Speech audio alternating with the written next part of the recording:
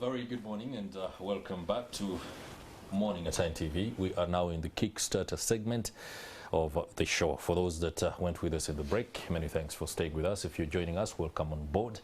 The Kickstarter discussion is on regulation of cut and cannabis, unpacking the narcotic law in the country. Before I introduce my guests, let me just give you a preamble. As it stands, production, consumption and sale of cannabis and its attendant products is illegal in Uganda, having been outlawed as far back as 1902.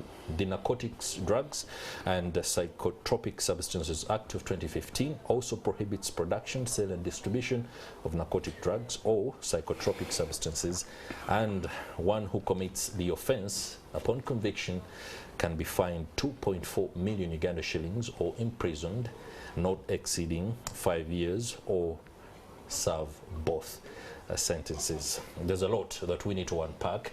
The business, the medicinal aspects of cannabis and cut, but also the aspects concerning socialization and what some consider to be the morality of the issue. I'd like to introduce my guests. Honorable Christopher Komakech, MP for Aruu South County. Welcome to the program. Thank you so much. Welcome to the program too. Peter Mubanda, founder of Pearls of Africa CBD. Thank you so much. It's been a pleasure seeing you once again. We last met more than a decade ago. That's true. How are you? I'm very well, thank you. Great. Allow me begin with the Honorable MP, who, I must be very specific, is a medic. Neurotechnologist. A neurotechnologist. Yeah, the background in psychiatry. Okay, the reason I'm emphasizing that is that before we get into the nitty-gritty of the business angle to this, especially when it comes to consumption, production, sale of narcotics and any other substances, what is the medical understanding of cannabis? To the layman, Chris Higenyi, for example, I misunderstand so many things about cannabis. When I look at an individual who has misused cannabis, I get to judge in that particular steed. When I go to the internet and I see people, including the legendary Mike Tyson, doing the business of selling, then I'm inspired and awed. So at the end of it all, I need to be able to understand the holistic picture. But what is cannabis and what is cut? Thank you so much, Chris. Before I dive into dissecting the matters at hand, I would want to first congratulate NTV. I was reading on the tabloid, and you are doing quite an impressive work out there in Uganda. Yeah, when you look at the viewership scores, I was so amazed. So I wouldn't go without thanking NTV and the good work you're doing to this country. I really take it at heart. Now, if you take me through cut and cannabis, these are substances usually abused by our communities. Over time, communities have evolved a lot, and so have the drugs. Long ago, our grannies would use cannabis to treat birds. They would just plant them. No, that's medicine for birds.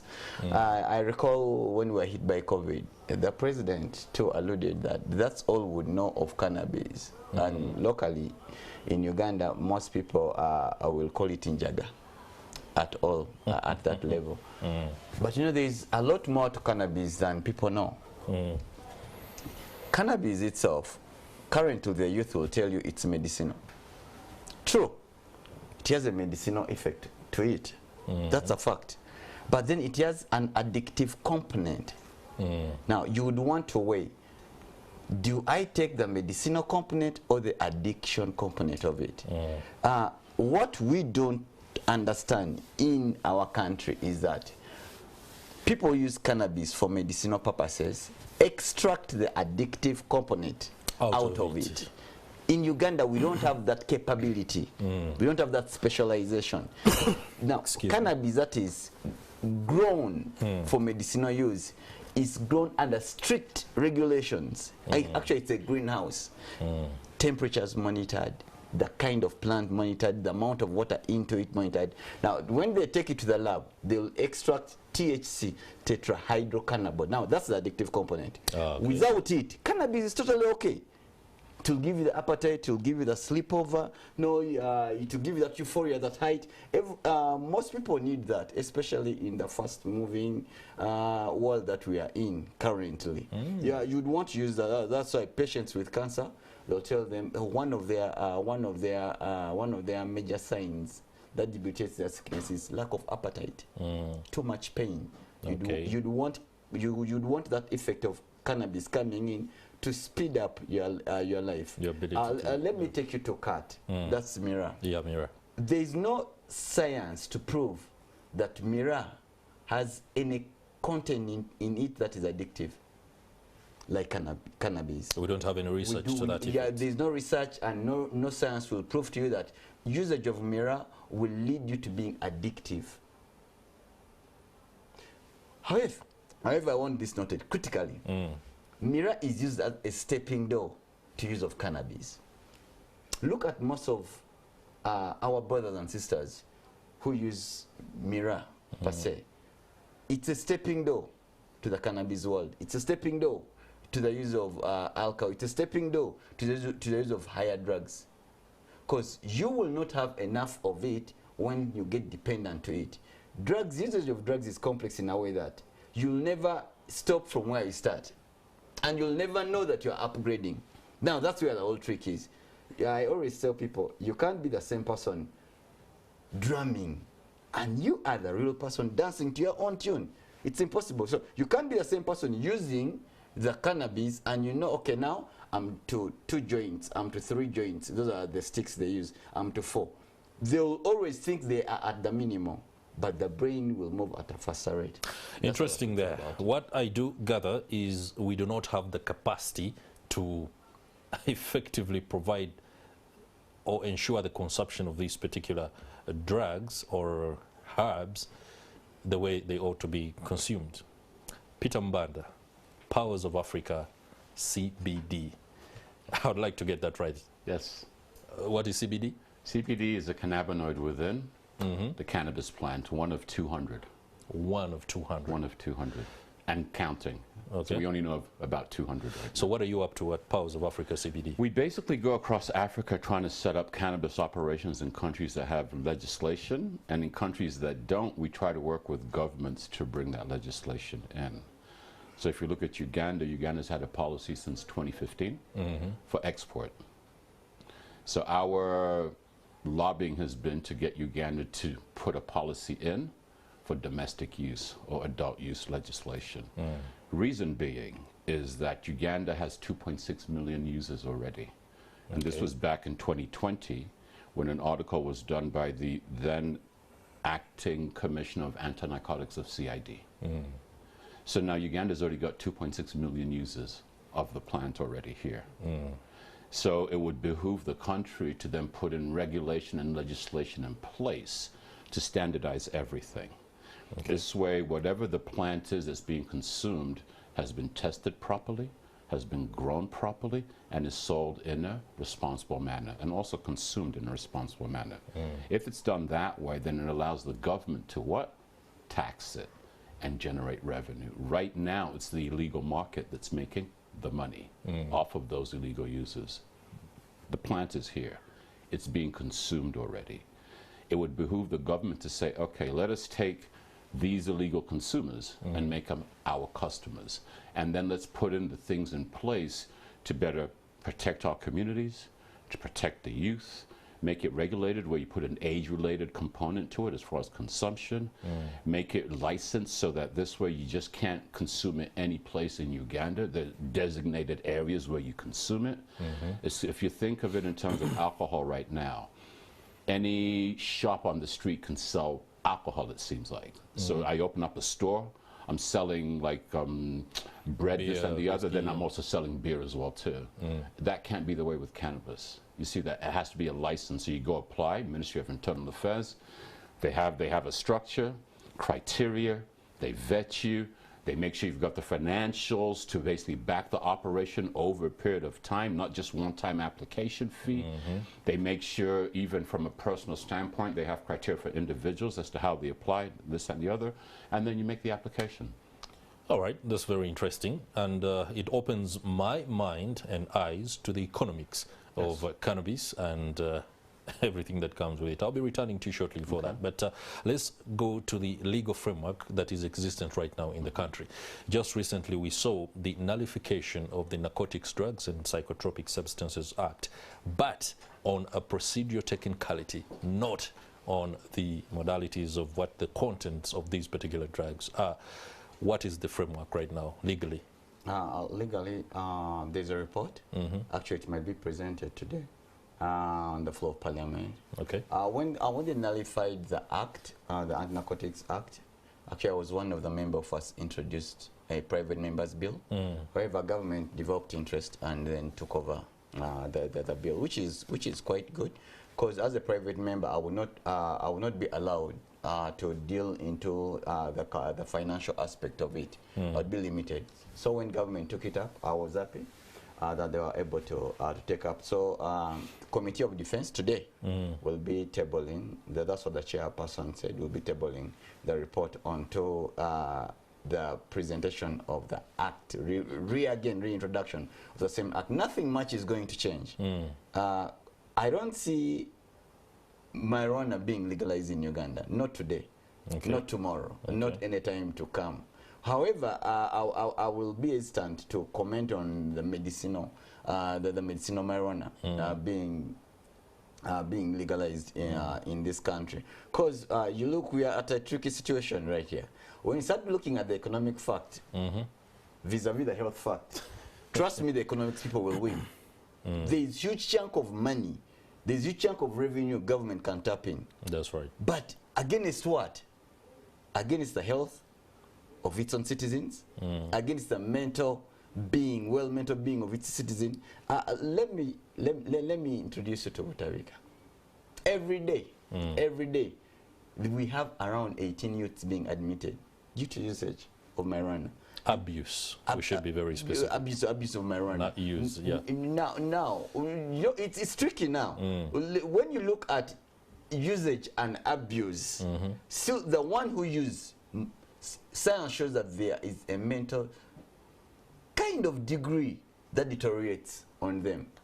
Right now, we have politicians who are using marijuana. We have doctors who are using marijuana. But how is their performance? We have drivers who use marijuana. It's a fact. It's all over the country.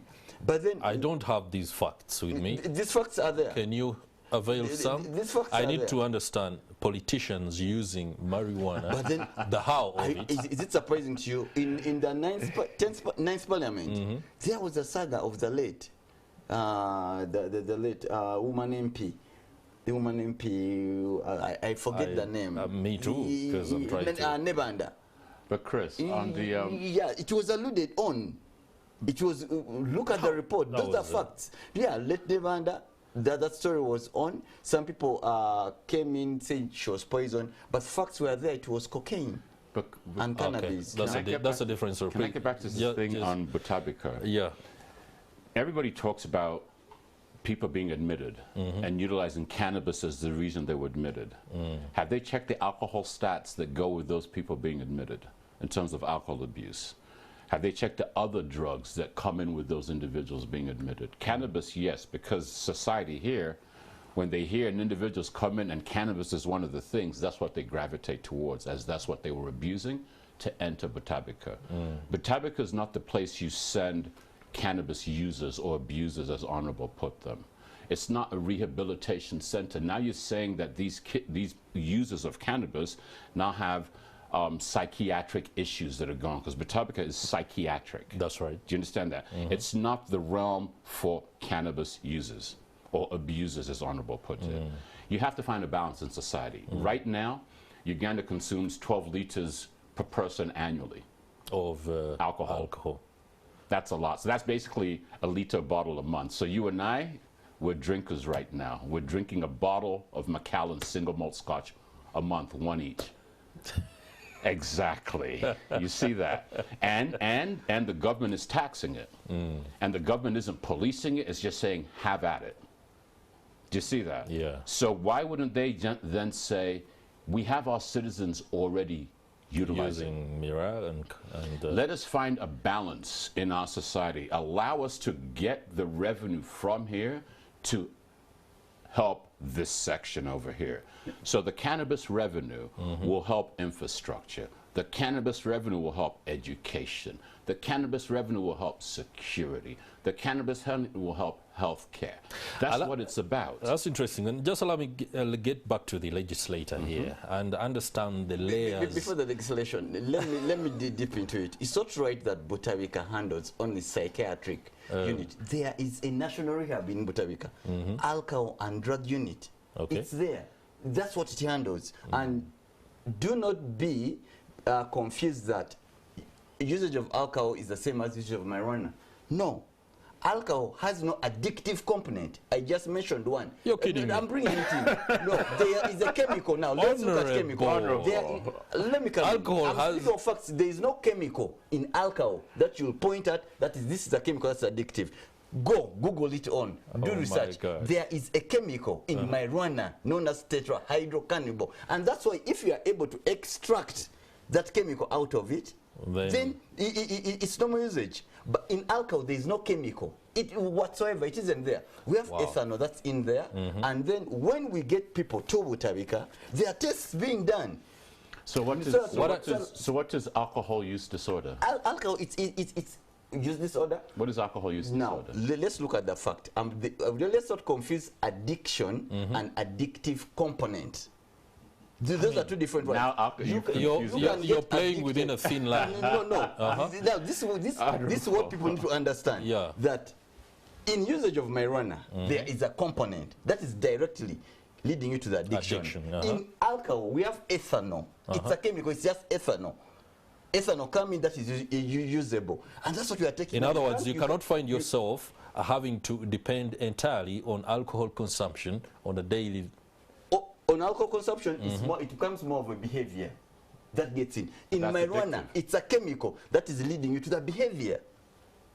So that's where the science is. That's a play on words. Socialization, it's science. In alcohol, alcohol is socialization. Look at people who are addicted to alcohol, how they start. They all have a story.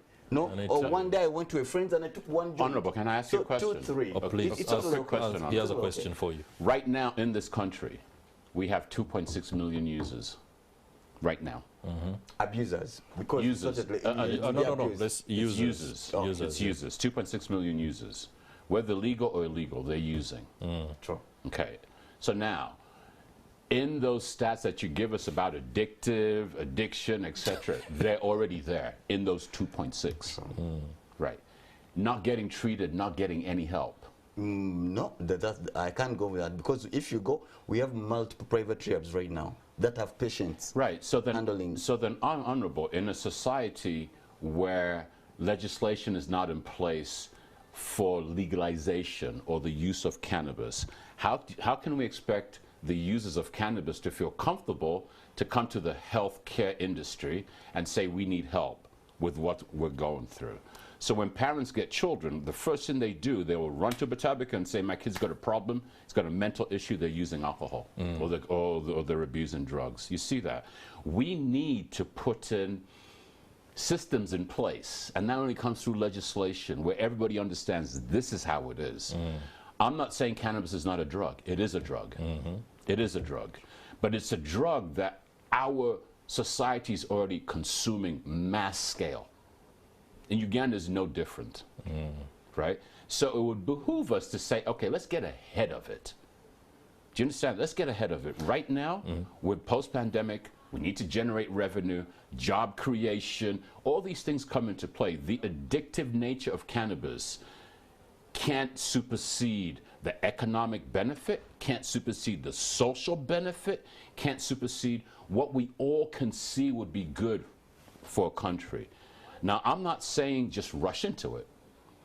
Ministry of Internal Affairs has the right idea. It's got to go to Ministry of Internal Affairs because it is an internal affairs issue. You see, Oh, but that's if you make it adult use. If you keep it health care, then you have to talk to the Minister of Health, because it's now a health care issue. But at the end of the day, you could have to have effective collaboration between health and internal affairs. Exactly. Before I go into whether there is collaboration or not, what is the impetus in terms of medical research? Why aren't we considering the medicinal advantages of cannabis and any of these drugs in order to reap, especially since we are grappling with cancer? We are considering that. We are considering that. That's why I said we are legalizing the medicinal use. If you go ahead, if you go to Kasese right So now, take us through what it will be. For example, if the law is passed, will it allow hospitals to begin to use cannabis that has that component that is addictive extracted? I would say right now some hospitals are already using. I know pharmacies that have painkillers from cannabis getting on, and although consumers don't know, but it's on. I know people travel abroad and come back with such drugs. We can't run away from the fact that the world is... This again introduces something new, consumer protection. Do you understand? Which is why you need to legislate it and put in systems in place. Okay, finalize that point. It's all over. However, what I want us to zero on, what are the benefits of using or legalizing medicinal marijuana vis-a-vis the misuse of the drug in our country? Do we have the capability to manage? We don't have the capability. We don't have the infrastructure. Our healthcare system cannot manage to deal with the effects of abuse. And our people that learned that they will be able to differentiate between medicinal marijuana and then the normal. All right, then, Chris, real quickly. Already just use 60 broadcasting seconds there. All right, and right now, what you call abuse is already happening. The users are using right now. The healthcare system already has things in place to cater for these users. What the government needs to do is legislate it and then bring everybody together. Ministry of Health, Agriculture, Health, Commerce and Industry, Finance, URA, Security, all streamlined into one to basically provide. That is going to form the crust of our discussion when we return from the break. Time now to, of course, have a little bit of a lull, because the debate is, well, hot. Stay with us. I'll be right back.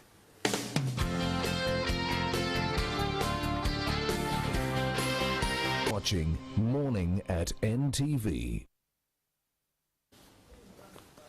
All right, welcome back. We're glad you're still with us. It's about 25 minutes to the top of the hour. Let's continue with our discussion here on the Kickstarter segment of Morning at NTV. Efforts to regulate cat and cannabis, but most importantly, the growing chorus by those that think the business end of these drugs far outweighs what many fear to be the health hazards therein.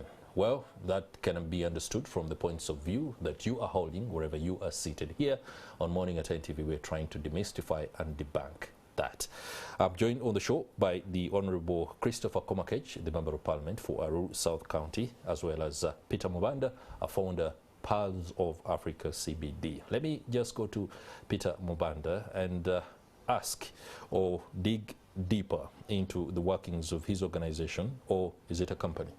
A company, yeah. When it comes to the business side or the business end of cannabis and cat production, distribution, sale and consumption, the figures are there for everybody to see. Just the talk about recreation being a $35 billion industry in terms of cannabis, vis-a-vis or compared to the medicinal, which is 10 billion. Absolutely. The Europeans seem to have figured this out, and they're working around the clock to ensure regulation is effective. The Americans have also found their way around it. We are struggling to see whether we can actually get into mainstream exportation of these so that we can be able to make money. Just take us through the business end, and then perhaps we shall attempt to weigh. All right, Chris. The business end, it really depends on where you would like to be. If we look at the medicinal market, the $10 billion market that you talked about, it's an export-oriented market right now. Okay. Most countries and companies and countries are looking to export someplace else. That's how you get involved in cannabis. But now what's happening, and then also because of the international treaties against illicit drug trafficking, you can't export cannabis just like that. It has to be under a medical regime. Now, if you look at the countries that are importing in, how many countries actually import? I think it's just Germany and Israel for the most part. Everybody else is sending into those countries. Australia has its own market. The United States has its own market. Canada has its own market. So we're not exporting into those countries. So now if you think of a shrinking market, right? Imagine now the 9 African countries that legislate medical marijuana for export. Now all 9 of us are looking to export into those countries, and including the UK. So it's a shrinking market. Now if you think of it in terms of the 35 billion recreational adult use market, that is between 2 countries, Canada and the 25 states in America that have legalized. Because remember, United States is not a legal country for cannabis. The states in America have decided on their own to legislate within the state. That's right. So it's almost like a country where when you legislate in Colorado, you can only consume in Colorado. You can't take it out of the state, you can't come in the state with it. That's just like being in Uganda or Kenya or Rwanda, for that matter. So the reason my company's talking to the legislators of Uganda to see if they can adjust the bill to include adult use is for that one reason. Yes, we agree it's a drug. We agree it has addictive properties to it. We understand all that. But also, our consumers, society's already utilizing it. And all that revenue is going to the illicit market, the criminals.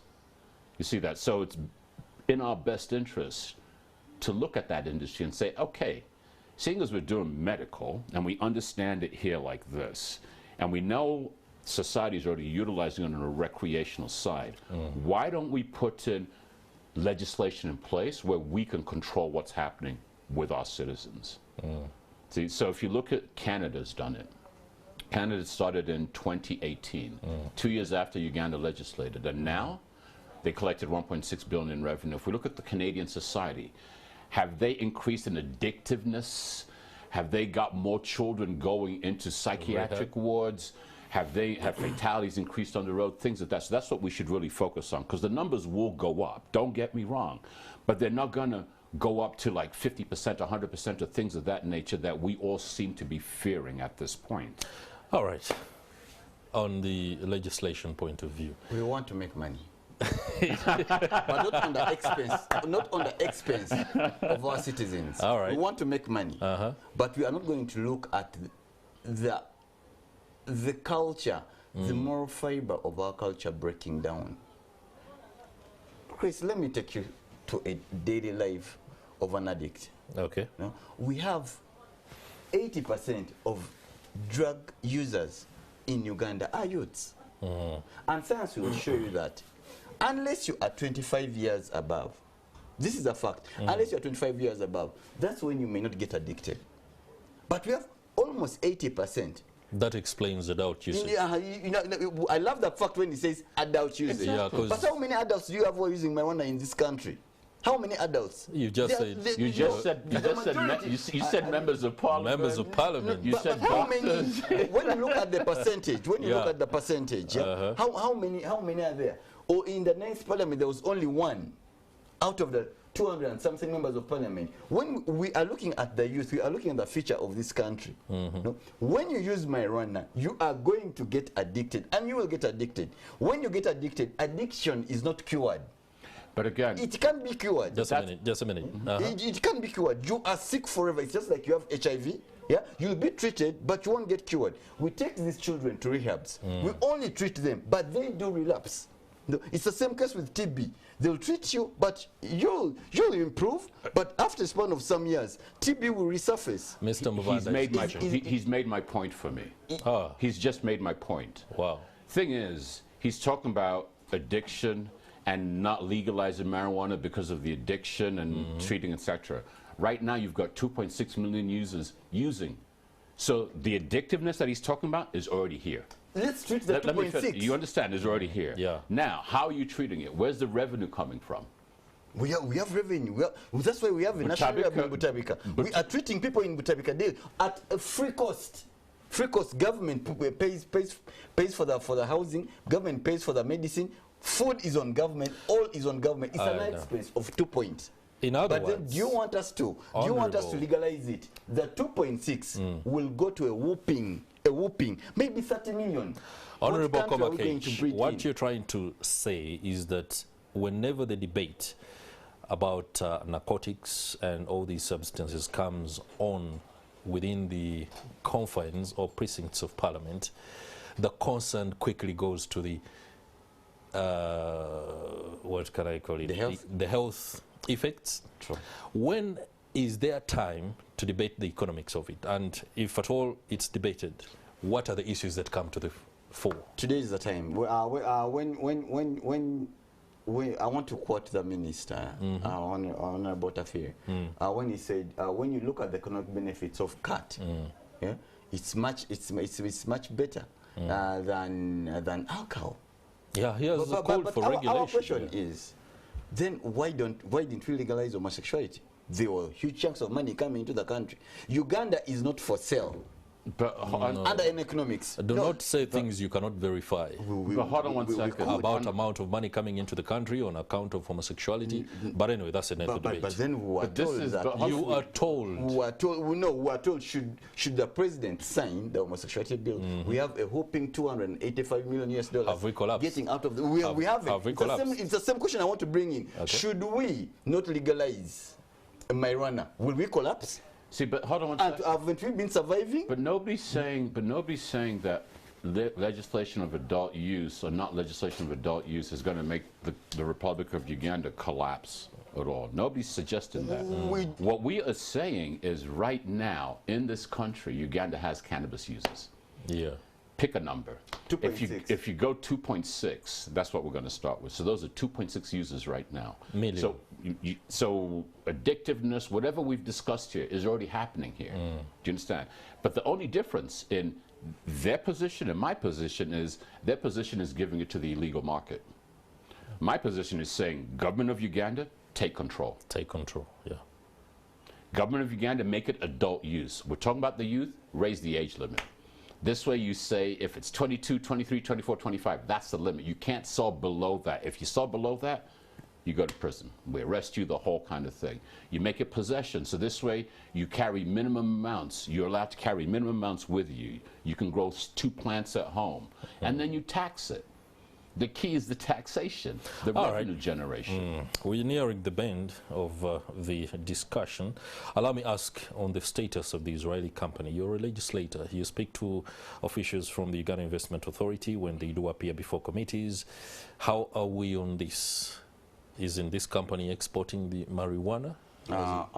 Currently, I know there are 2 companies that were given licenses, but it's only Ministry of Health that gives licenses. Permits. You have a permits to sell marijuana, medicinal marijuana, out of our country. However, I don't know how much they have so far brought into our economy. Rumors have it that they pay around close to 600 million for a permit. 600 million. And what is the reason taxation threshold? The taxation threshold, I'm not sure about that. However, my question would be, when you pay 600 million and you are totally exporting it, how relevant is it to the community around the industry? And then that begs the question, can't any other player cultivate or produce marijuana for medicinal purposes and for export? We don't have the expertise. As it stands right now, under the current law, the way it is right now, it was difficult for those other permit holders to get investors to come in. Because you got to realize the other permit holders maybe weren't as fortunate as the industrial hemp guys in Kasese. So when they go to investors, the investors saying, do you have a license? Guys like, no. So if I put millions into your country, what happens if something were to happen? Something went wrong. There's no due recourse because there's no licensing structure. Okay. See, so there needs to be a licensing structure. There is one in Ministry of Health. There is a permit. When you go through, she gives you a permit letter. Then you got to go to National Drug Authority to get an export permit. Then you got to go to this other place to get this. It needs to be streamlined. That's if we are okay with legalizing it. But right now, Chris, when I look at the 14 million Ugandans with mental health, and then they'll tell you 80% of them are due to drug usage, I would really be so hesitant on seeing Uganda legalizing usage of marijuana and narcotics. Christopher Komakech, Peter Mubanda, I'll give each of you a minute to wrap this up. What are you going to be pushing in light of the realities that the Member of Parliament has just spoken about? There's nothing for us to push. All we can do is make our case and leave it to the legislators to debate. I think we've made our case. Our case is basically economics balanced with the good wishes of society. We need to find a balance in there. The Uganda has illegal users. It's there. We need to make them legal users so the government can generate revenue and balance society's health issues with that. As a legislator and many of your colleagues, more often than not in recent years, we've had you carry the country on your shoulders. Anti-homosexuality, you discussed that. You looked at the the bad, you looked at what people want to see as the good, and you made a decision. How do we move forward? Moving forward is looking at Uganda's future in terms of the generation that we are going to have. Okay. Do you want them to lose their future in drugs? Do you have the capacity to treat them when we legalize marijuana? When you relate to other countries, China is a big economy, Japan is a big economy, Saudi Arabia is a big economy. Have they built on marijuana to get their finances on? I believe there's much more Uganda can offer. There's much more we can offer to our country in terms of financial benefits and revenue and domestic revenue achievement in our country. We will achieve that, but we will not achieve it against the health of our own citizens. Thank you so much. All right, interesting there. Efforts to regulate cat and cannabis, unpacking the narcotic law in the country. I hope this particular discussion has, most importantly, enlightened your understanding of the issues on the ground, the realities of medicinal, therapeutic, and recreational consumption of cat, that is mira, or cannabis, marijuana, or any other substance that falls into narcotics.